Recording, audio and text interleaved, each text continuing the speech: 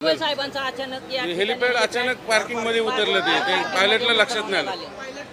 पायलटची चूक आहे ती. मी निश्चितपणे हे चेक करेन. मला आता त्याची कल्पना नाही, त्यामुळे बोलू शकणार नाही, पण निश्चित तात्काळ या संदर्भातील चौकशी मी करेन.